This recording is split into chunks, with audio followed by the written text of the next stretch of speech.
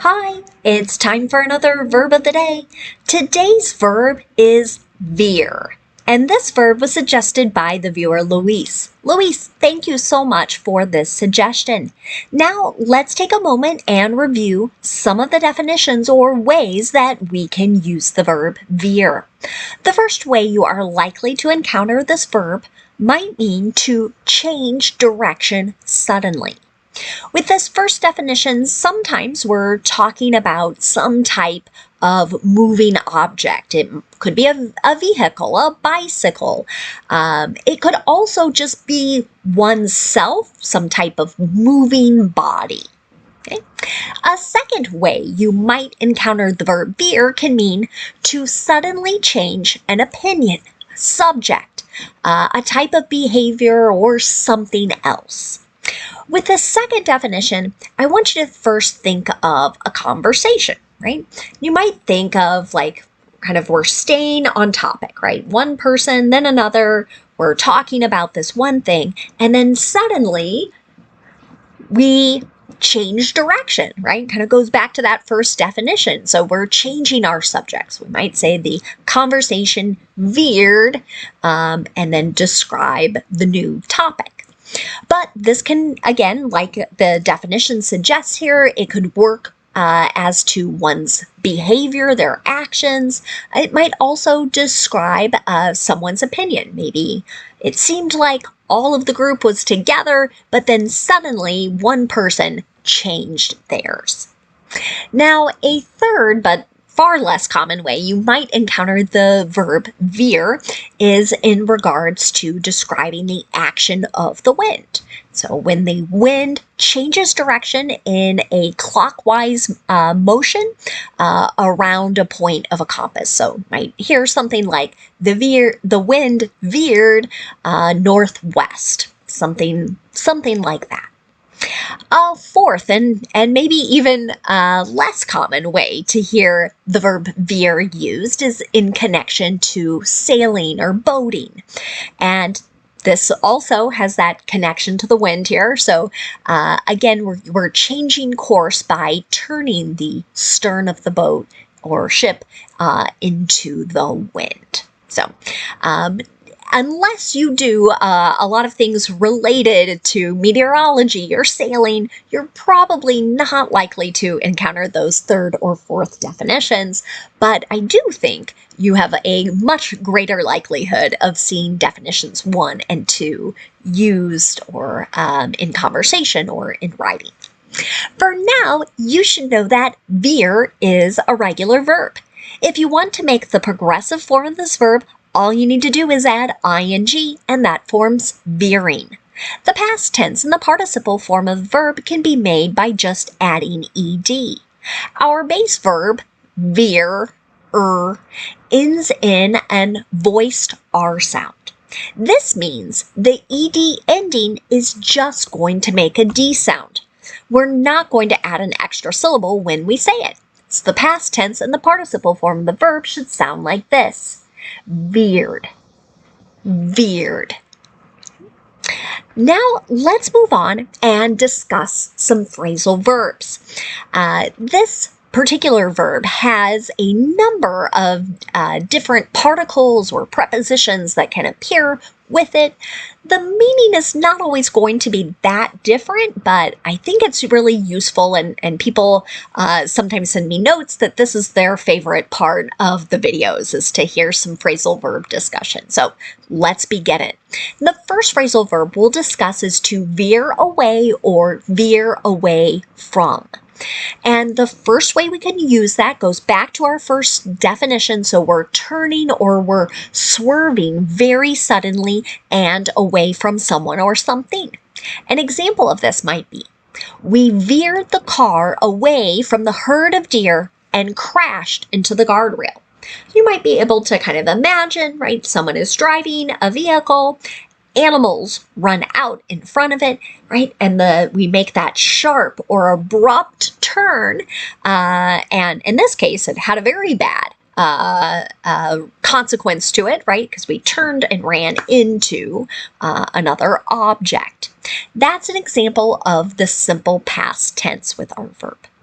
Now, a second way you could use veer away or veer away from might be to change course or to avoid some possibility.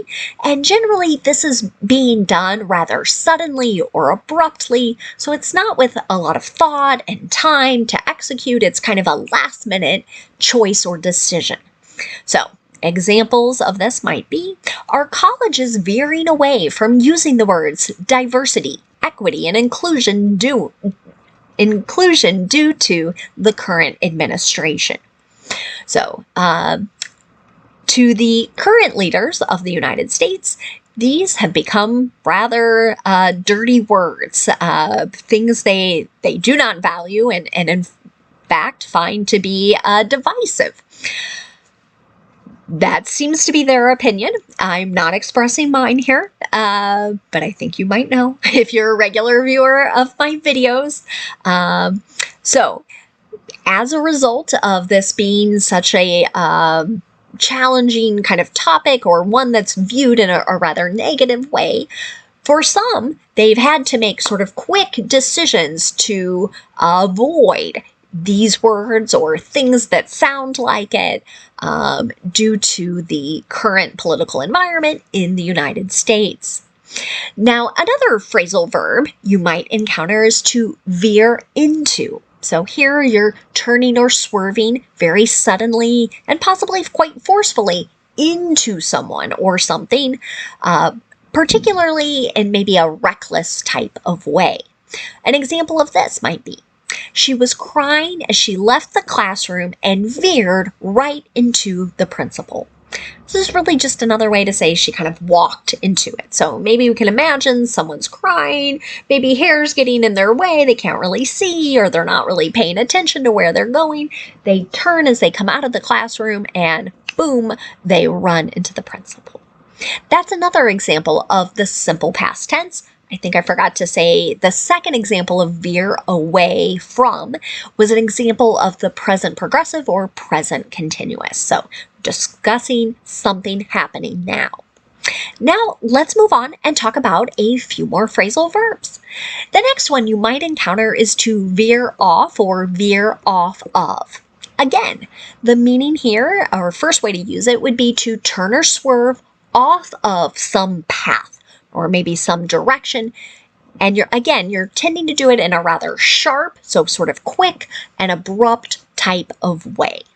An example of this might be, the bike veered off of the trail to avoid the runners. So maybe someone's riding, they're listening to some music, maybe not really paying attention. They look up, all of a sudden, they see many people running towards them. There's nowhere to go except to turn the bike off the trail. A second way to use veer off could mean to diverge or deviate rather suddenly from some type of established plan or maybe an idea, a topic, or some kind of purpose. So an example of this in a sentence might be, we have veered off of the agenda. Let's get back to discussing next quarter's marketing plan. So here's an example of the present perfect. And what the person's describing here is kind of like we have diverged. We have moved away from sort of maybe what this meeting was about or what this portion of the meeting was about. And we need to get back to discussing that particular topic. The last phrasal verb I will leave you with is to veer toward. It can mean to either turn or swerve suddenly or sharply in the direction of someone or something. An example of this might be, suddenly the van was veering toward the convenience store as people screamed. So this is an example of the past progressive or past continuous. We're describing an action that was ongoing. And here, as it's sort of interrupted by another simple past tense action of screaming. So it kind of describes what was ongoing when something else started. So I hope all of those phrasal verbs give you a little better understanding of how you might see or encounter the verb veer.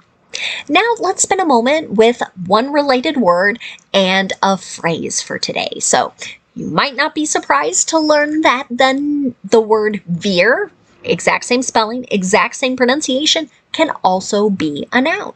So when someone uses this word as a noun, they're generally describing a sudden change of direction. So someone might say, take a veer to the left, right? So they are describing the sudden change of direction. So you're going from maybe head on, could be due north, and now all of a sudden we want to change that direction. A phrase you may encounter is to veer off course. So this can mean someone is, again, suddenly changing their direction or moving away from some type of intended path or an intended plan.